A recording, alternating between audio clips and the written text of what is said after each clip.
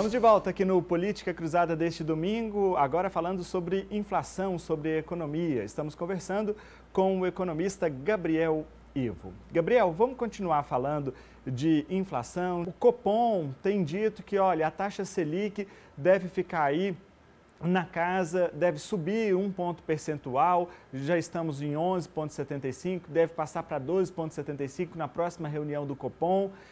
É uma forma que o governo tem de tentar frear, controlar a inflação. Na sua perspectiva, qual que vai ser a média da taxa Selic até o fim desse 2022? Realmente a inflação vem pressionando, né, o poder de compra dos brasileiros e o Banco Central vem fazendo aumentos sucessivos na taxa Selic, já não esse ano, mas desde o ano passado, para controlar exatamente o IPCA. E os relatórios que vêm sendo divulgados, inclusive, é de continuidade na subida da taxa Selic. Hoje, 11,75, como você disse, já sinalizando um próximo aumento de 1%, mas a gente deve fechar o ano aí próximo dos 14%, 14,5%, porque isso vai continuar subindo, porque a tendência de alta do IPCA não mudou, né? A gente tem uma pressão muito forte de energia, de combustíveis, dólar muito alto impacta também nessa inflação e a gente não tem uma expectativa de redução no curto e médio prazo aí, principalmente porque a gente vive um ano eleitoral, a gente sabe que em outubro vão acontecer mudanças e são inesperadas, porque a gente não sabe exatamente como isso vai proceder, então a gente vai ter ainda uma continuidade de dos preços pressionados e a Selic subindo exatamente para controlar. Então, próximo aí de 14,5% deve ser onde a gente encerra o ano de 2022. Gabriel, essa alternativa do governo de tentar conter a inflação mexendo nos juros básicos da economia, ou seja, no consumo, é a melhor alternativa ou a única alternativa para tentar frear o avanço da inflação? Bom, essa é uma das alternativas, ela é uma alternativa que consegue ter um impacto de curto prazo, quando a gente olha para a economia, então quando eu aumento os juros, eu impacto os preços de uma forma mais rápida, porque eu inibo as pessoas exatamente de consumir.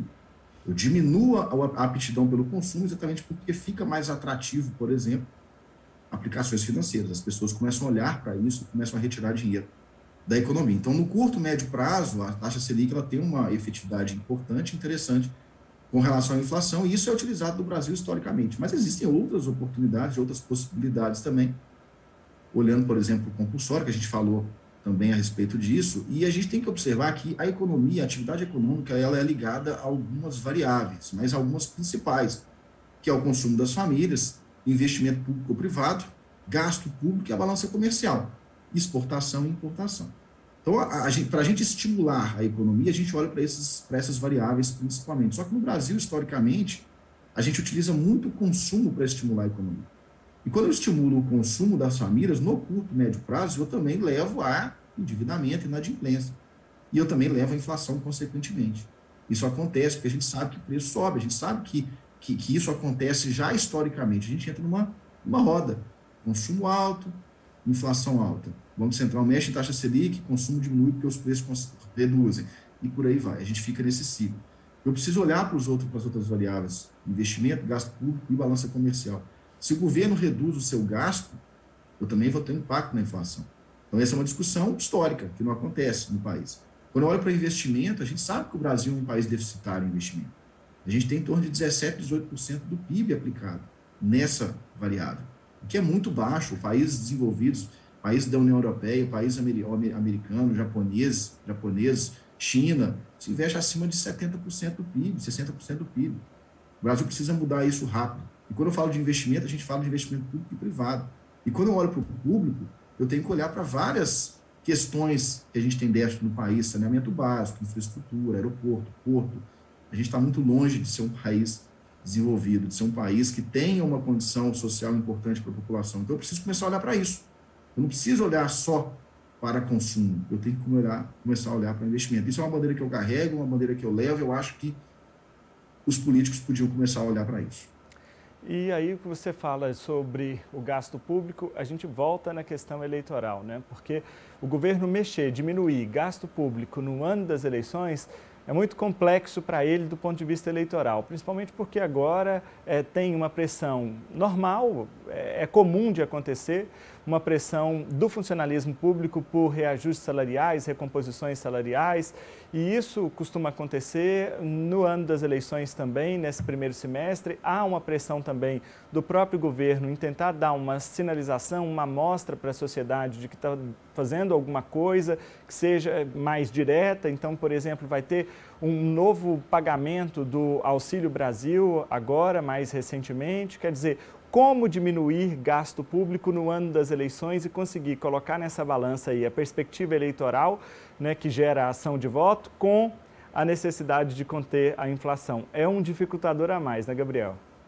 Certamente, é um desafio enorme que o governo tem nas mãos, né, para poder equilibrar exatamente isso que você acabou de dizer, mas é necessário. A gente está falando de políticos, a gente está falando de pessoas que têm que pensar no cidadão, né? Só que a gente entra num momento que acontecem algumas coisas que fazem a gente pensar. A gente está falando de inflação a 11,3% nos últimos 12 meses, pressionada. A gente sabe que o combustível, dólar e energia vem impactando, mas em contrapartida o governo vem estimulando o consumo da mesma forma. Né? A gente está falando de FGTS, por exemplo, você acabou de falar de auxílio social aí agora. Então eu estimulo as pessoas a consumir mais, mas eu preciso fazer com que elas reduzam o consumo pensando na inflação. Porque se as pessoas têm menos poder de compra nesse momento, elas vão comprar menos, obviamente. E com isso, a procura por produtos e serviços diminui, com o que faz com que o preço diminua. Mas, em contrapartida, quando eu estimulo pelo FGTS algum tipo de auxílio, eu faço com que as pessoas voltem a consumir. Então, é o executivo com uma possibilidade, olhando para consumo, e o Banco Central pensando em controlar a inflação, buscando exatamente o recuo do consumo. Então fica essa, não vou falar como uma disputa, mas fica esse embate e a gente no meio disso tudo. É necessário controlar a inflação? Óbvio. E esse é o objetivo do Banco Central. O Banco Central ele nasceu principalmente para isso. Ele precisa fazer isso. Mas, como você disse, o executivo precisa o quê? Estimular gasto nesse momento, pensando também em eleições e tudo mais. Gabriel, e o componente envolvendo a guerra Rússia e Ucrânia? De que forma isso pesa também aqui, influencia a inflação no Brasil? Isso influenciou, né, nesse início de ano principalmente, teve um peso não tão grande para nós com relação, por exemplo, à Europa, que é muito mais dependente da Rússia com relação a combustíveis, né? E aí, quando a gente fala em combustível, a gente não pode olhar simplesmente para gasolina e álcool, a gente está falando de gás natural e tudo mais, mas o Brasil é um país que tem uma dependência pequena, apesar de ter também. Mas o dólar, né, nesse momento, foi pressionado também ao longo desse trimestre que a gente vivenciou em 2022. Então, com a subida do dólar que aconteceu por juros e pela guerra na Ucrânia também, a gente teve um impacto aqui, né? Então, a gente teve aumento de preço em alguns componentes por conta disso. Então, quando a gente olha, por exemplo, para veículo novo, veículo usado, são exemplos que eu estou dando aqui, ou produto alimentício, que a gente estava falando ontem também, inclusive, onde a gente tem produtos dolarizados, então a gente teve impacto na inflação.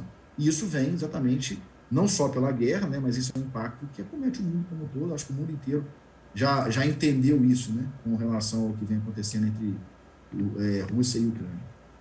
Tá certo. Gabriel Ivo, economista, falando aqui ao Política Cruzada sobre inflação. Gabriel, quero muito agradecer a sua disposição em falar conosco, desejar aí uma feliz Páscoa para você e para toda a sua família. Eu que agradeço, foi um prazer, estou à disposição sempre. Muito obrigado. E a você de casa também, o meu muito obrigado pela companhia aqui no Política Cruzada deste domingo. Eu desejo, claro, uma excelente Páscoa para você, para toda a sua família, pertinho agora da hora do almoço. Que seja um tempo de muita paz e renovação, tá bom? Um bom domingo, uma boa semana para você. Até domingo que vem.